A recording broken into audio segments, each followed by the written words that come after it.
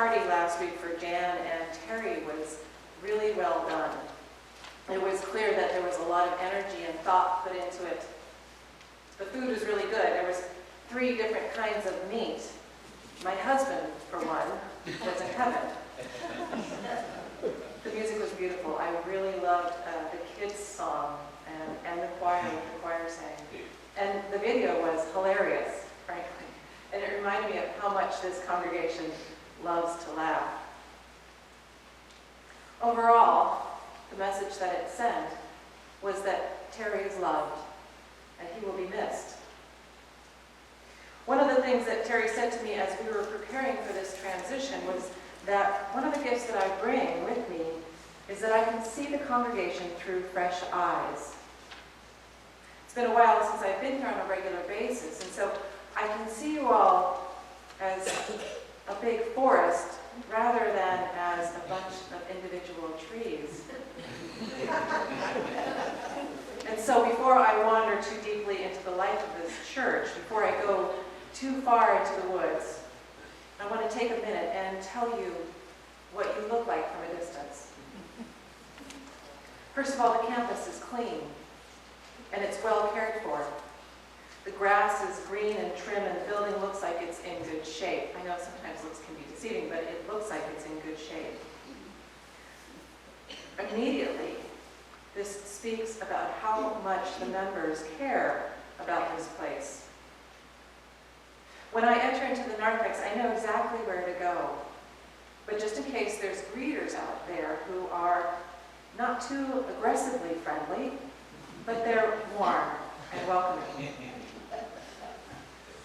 This church is light and bright, and the sound of laughter permeates through the halls as the people begin to arrive and settle into their pews. People are comfortable here. There's a feeling of friendliness and calm. It's not an exclusive fellowship. It's clear that the relationships here are tight-knit, yet as soon as the worship service begins, the newcomers are welcomed into those relationships to whatever degree they're comfortable with. There is a lot that is going right in this church. Overall, the feeling in the air is that this is a healthy community. Now, some of you may be thinking, oh, how naive is she? We have plenty of conflicts and struggles. Just wait until she meets Elder so-and-so, or sits on that committee. And if you're thinking that, you're probably right. Every church, big or small, has its conflicts. Every church community struggles. The question is not whether there's conflict or not, but whether there's a structure in place that's able to handle those conflicts before they become too messy to resolve. It's clear when you look at this church from the outside, that structure is securely in place. Now, that's not to say that there aren't areas of growth or particular challenges to be overcome, but for this moment, I think it's helpful to point out that this church reflects the hopes and joys of congregational life. That is one reason why I can say, beyond a shadow of a doubt, that I feel truly blessed to be able to join you. And so, having said that, having laid that foundation, I want to talk about a congregation that wasn't in such good shape. And that would be the communities of Corinth, addressed by Paul in our epistle lesson this morning. In the first letter of the Corinthians, which we're not reading, we get a glimpse into some of the struggles of the early church, and they sound familiar. The people are dividing up into factions, and some people are actually behaving pretty badly and need to be reprimanded. And there's a kind of spiritual individualism that's setting in, replacing the need to serve others. But Paul is loved and trusted as a spiritual father, and so his letter to them may be enough to set the matter straight. However, in the second letter to the Corinthians, which we will be reading over the next few weeks, Paul is now the focus of their frustrations. The congregation is angry with him. They're disappointed in him. Some biblical scholars have suggested that one of the things going on here is that some super apostles have arrived on the scene. These new leaders are dynamic, and they preach a message of power and prosperity. I won't name any names, but there are a few super apostles leading churches today.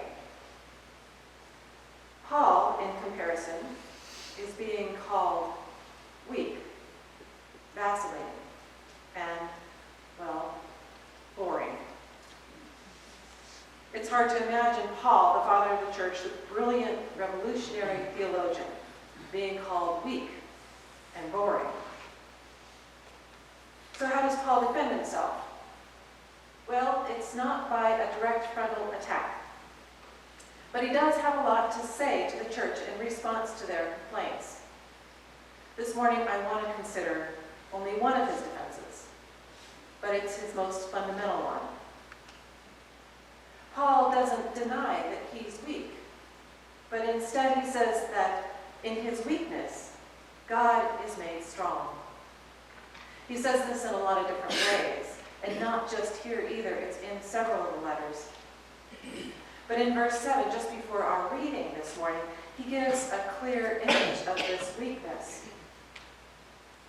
He says, "We have this treasure in clay jars, so that it may be clear that this extraordinary power belongs to God and does not come from us." Paul doesn't claim that the Corinthians should trust in his strength, but they should trust in the power of the one who sent him, which is Jesus Christ and God through him. Now I want you to imagine a scenario. For some of you, what I'm about to suggest may be upsetting. This may not be the wisest way to begin my relationship with you, but I'm going to do it anyway. And I hope that you can forgive me if I offend you. But I want you to imagine for a moment that that wonderful bon voyage party last week was actually a retirement party. Yes, I said it. The R word. Imagine this week we are standing in the empty space between Terry's tenure here at the church and an unknown future. It's tempting to jump ahead and try to think of who would come after Terry. But resist this temptation for a moment. Just sit with the emptiness. Now I'm going to push you even further. Imagine that your dearest friends have found another church or moved away, and that they no longer show up on Sunday morning. Imagine also that your ministries have dried up, that you can't get anyone to help you serve at UMOM or gather food for Guadalupe Church. No blood drives, no Presbyterian women, no Bible studies or prayer meetings. All of your efforts come to nothing. Imagine that the sanctuary banners have gotten old and haven't been replaced. That the laughter has been hushed and that there's no children to giggle or cry during the service. Imagine that the care and concern for each other has dwindled because the relationships have grown distant. This scene is filled with silence. Coming to this church is like entering an empty room with no celebrations, no decorations on the wall, no hustle and bustle before the call to worship. Just quiet, empty space. So while you're sitting in this empty room, staring at the blank walls, ask yourself, is this church? The answer to that question depends. Is God there with you? Can you feel God's Spirit within the walls walls, within the foundation, within the enclosing roof? Is God still quietly, persistently calling your name? If the answer to these questions are yes, then this is church, even when nothing else is happening. If the answer is no, then it was never church to begin with, no matter how energetic or dynamic or exciting it was. Our weakness is God's strength. Our mortality reveals God's immortality. Paul said, "We look not at what can be seen, but at what cannot be seen. For what can be seen is temporary, but what cannot be seen is eternal.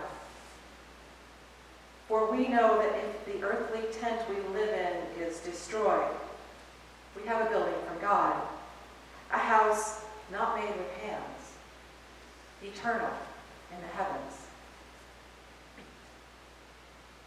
Before we leave this empty, quiet place, where all that was once familiar to you is gone, I want to invite you again to sit in it for a moment. Just listen for God. It's a good practice because it reminds us that we are not the creator. God is. We don't give life its meaning. God does. We don't have to worry about whether we're able to sustain it. We can't. But God can and does in ways we can't always perceive. Our only job, then, is to listen for God's call. And sometimes we hear that call best in an empty room. Now we can come back to our present reality. For today, there is still laughter and there is still concern. For today, there are still beautiful banners on the wall. And there are still babies that cry in the service. And for today, Terry's still coming back. Many more years in his ministry lie ahead of us. Maybe even the best years. And there is no reason to not enjoy all of that, provided we remember one thing, that like a tent on a wind-swept plain, it is a temporary shelter, while God alone